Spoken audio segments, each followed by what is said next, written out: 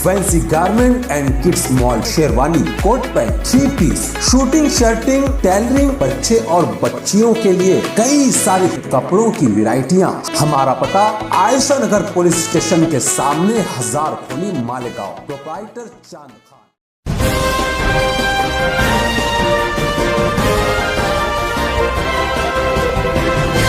मानव समाचार, मानवता के हक में। आज शाम 5 से 6 बजे के दरमियान गांधी मार्केट के पास उस्मानाबाद इलाके में एक 2 मंजिला इमारत पर 2 नौजवान चढ़ गए और ऊपर किसी जगह पर उन्होंने खुद को छुपा लिया।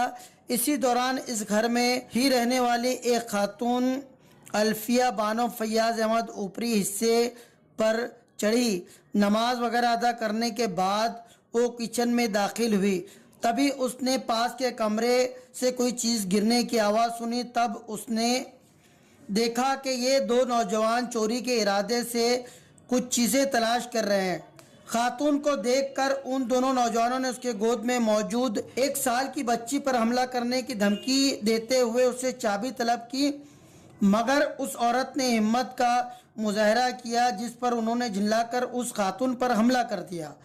औरत ने बच्चे को किसी तरीके से बचा लिया, मगर तेज धार हथियार से उस खातून का हाथ बुरी तरीके से जख्मी हो गया। उसने नीचे के कमरे में पहुंचकर अपने जेठ को फोन पर इत्तला दी।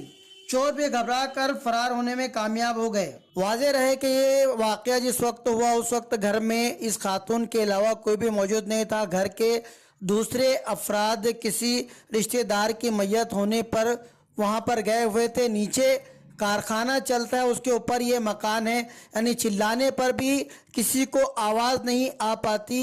अब वो किस तरीके से वो दोनों नौजवान वहाँ पर ऊपर पहुँचे और उनको कैसे इस बात का पता चला कि इस घर में कोई मौजूद नहीं है, ये भी एक तहकीकात का मौजू है। बहरकैफ उस खातून को ज़ख्मी हालत में सिविल हॉस्पिटल पहुंचा दिया गया और उसके बाद उसे किसी प्राइवेट हॉस्पिटल में दाखिल किए जाने की इत्तला है। इस मामले में आज़ाद नगर पुलिस ने फौरन एक्शन लेते हुए एक शख्स को गिरफ्तार किया है। बकिया तहकीक जारी है। इस भरपूर आबादी के बीच इस मकान पर इस तरह की वारदात होने से लोगों में एक डर और एक भय का माहौल देखा जा रहा है।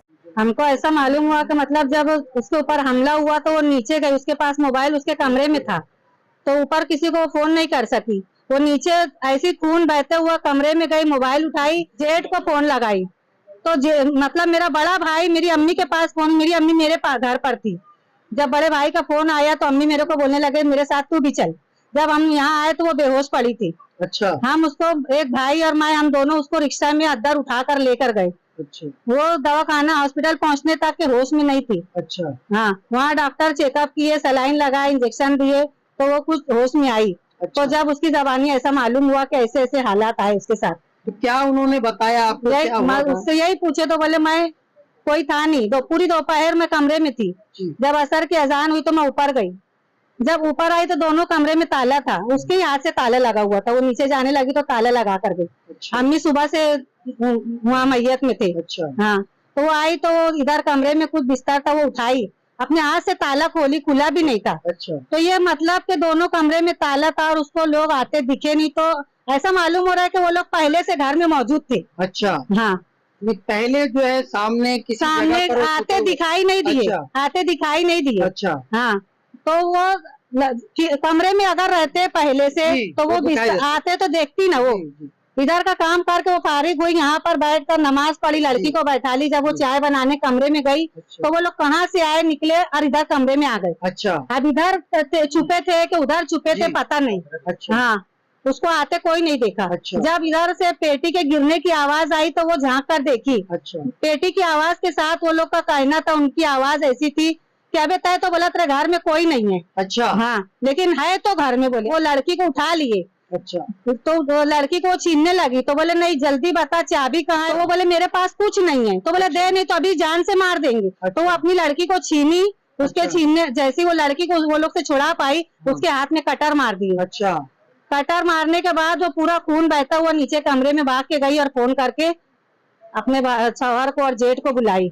और वो लोग इधर से भागकर जहाँ जगह है वहां से चले गए। यानी जिस सिम तो से वो आए हाँ, वो आते कोई नहीं देखा। अच्छा, आते कोई नहीं मगर देखा। जाते हुए जो है वो इसी सिम तो हाँ। मैं जब भी घर पे था जी मैं सो रहा था, मेरे को फोन आया, बोले भैया जल्दी आओ घर में कोई आ गया।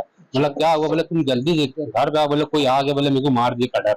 मैं नींद में थोड़ा वैसे ही भागता है, देखा तो घर में बेहोश पड़ी थी। अच्छा हाँ, तो मैं उसको हिला रहा डुला रहा, कुछ बोली नहीं रही। जब देखा तो पूरे घर में ना खून ही खून।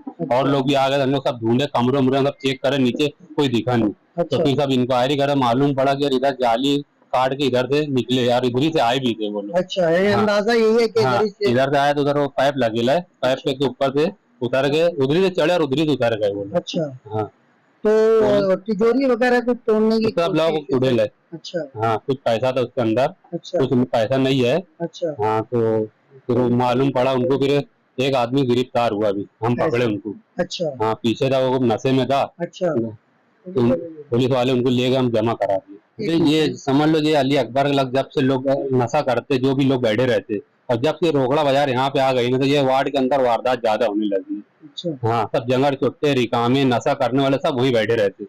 हफ्ते में 1-2 दिन बदली चला लेते, वही उत्ते में पड़े रहते। जब से ये रोकड़ा बाजार यहाँ पे आई है, जब से चोरी की वारदात इधर ज्यादा बढ़ गई है, तो मेरा ऐसा कहना है कि रोकड़ा बाजार यहाँ से बंद होना चाहिए। ये सर्वे नंबर 215 उस्मानाबाद में, ये वाकई में बड़ा संगीन मामला है और शहर के ताल्लुक से ये सोचने वाली बात है कि ऐसी वारदात दिन में हो रही है। और वो जो भी शख्स यहाँ आया था वो किस इरादे से आया था, वो कत्ल के इरादे से आया था, चोरी के इरादे से आया था। हमारी पुलिस इंतजामिया से गुजारिश है, खास तौर से ऐसे मामलात के ऊपर वो ध्यान दे। एक महिला के साथ ऐसा वाकया पेश आया, अगर कोई बच्चे के साथ ये वाकया पेश आता या अगर कुछ उसको ज्यादा लग जाता, उसकी जान चली जाती, तो ये सोचने का मुकाम है। हम पुलिस इंतजामिया से गुजारिश करेंगे कि ऐसे हालात पे आप नजर रखें। हमारी अपनी मालूमात भी ये है कि इस अतराफ में नशे का कारोबार बड़ी शिद्दत से हो रहा है। तरह तरह के नशा आवर गोलियां इस अतराफ में बेची जा रही हैं, तरह तरह के नशा आवर अशिया इस अतराफ में बेची जा रही हैं, धड़ल्ले से बेची जा रही हैं।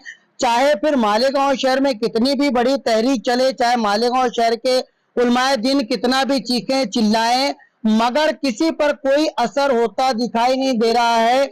जैसा पहले चलता था आज भी वैसा ही चल रहा है और पुलिस इंतजामिया जो है वो गफलत बरत रही है। कहीं ना कहीं से सख्ती बहुत जरूरी है। मालेगांव शहर धीरे धीरे पंजाब की तर्ज पर होता जा रहा है और यहाँ पर नशा आवर चीजों का इस्तेमाल करने वाले लोग कसरत से बढ़ते जा रहे हैं। नौजवान नस्ल पूरी तरीके से तबाही के रास्ते पर है और अपने नशे के शौक को पूरा करने के लिए वो किसी भी हद तक जा रहे हैं। ये एक बड़ा ही संगीन मरहला मालेगांव शहर के लिए आ पड़ा है। जरूरत है कि इस तरह की हरकत के खिलाफ अब यकजा होकर आवाज उठाई जाए। ये एक घर की कहानी नहीं है, रास्ते पर अक्सर जो इस तरह के वाकयात हो रहे हैं और अब तो रात के औकात में कोई अगर अपने घर के बाहर मोबाइल लेकर के बैठा है वो भी छीन कर लेकर जाया जा रहा है। और अब तीसरे मंजिले पर टेरिस पर चढ़ चढ़कर उनकी हिम्मत इतनी बढ़ गई है कि इतनी ऊंचाई पर आकर एक अकेली खातून से उसके ऊपर जानलेवा हमला करते हैं। उसके बच्चे के गले के ऊपर जो है तेजधार हथियार रख दिया जाता है, धमकी दी जाती है, माँ की ममता है वो लड़ जाती है। मगर मालेगांव पुलिस इंतजामिया को चाहिए अब जो है अपने ख्वाब गफलत से जरा सा जागे। आपका मालेगांव शहर के ऊपर दायित्व है, मालेगांव शहरियान के ऊपर कुछ आपकी अपनी जिम्मेदारी है। उन जिम्मेदारियों को पूरा करना आपका अहम जिम्मा है। खासतौर से मालेगांव शहर में जो नए डीएसपी आए हुए हैं तेजवीर सिंह, नशे के खिलाफ इन्होंने पूना में जंग छेड़ रखी थी। उनको भी हम कहेंगे कि मालेगांव शहर में भी वो जो आपका तेवर है वो मालेगांव शहर में दिखाएं और नशे का कारोबार करने वाले और इस तरह के बेखौफी का जो हरकतें हैं ये हरकतें करने वालों को अब सलाखों के पीछे पहुंचना बहुत जरूरी है। मालेगांव शहर वरना दिन ब दिन खौफ के माहौल में जो है वो डूबता जाएगा। देखते रहिए मानव समाचार।